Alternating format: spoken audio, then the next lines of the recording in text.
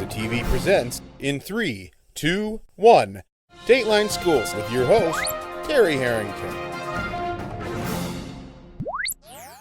This week on Dateline Schools, we're visiting the Port Huron Area School District, and we're talking about school attendance and the importance for our kids to be in school every day now that they're heading back to the classroom for the 2016-17 school year. And to give us some tips and advice, my special guest is the Executive Director of Student Services here at Port Huron Schools, Tracie Eschenburg. And Tracie, what is the Port Huron District's policy on attendance?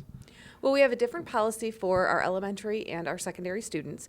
At the elementary level, we look at it by trimester.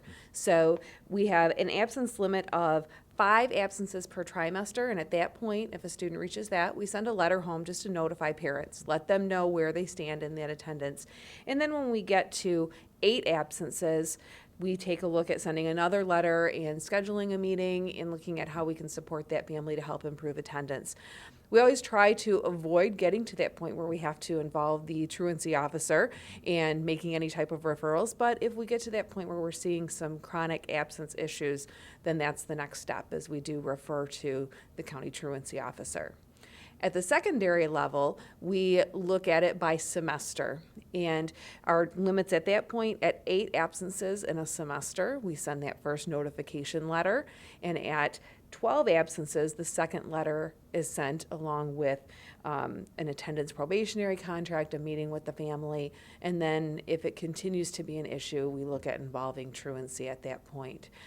Our goal is to catch this early, to work with the families, work with the students, so that we aren't even at the point where we're having to send letters about the compulsory education law and all those legal aspects of attendance.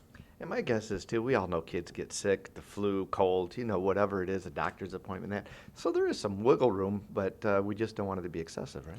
Absolutely. Our principals are great at looking at the details and understanding that the letter may not be sent if they know the situation with a family and there has been a medical documented reason for the absence, and they'll take those things into account as well. We'll be back with more tomorrow. For Dateline Schools, I'm Terry Harrington.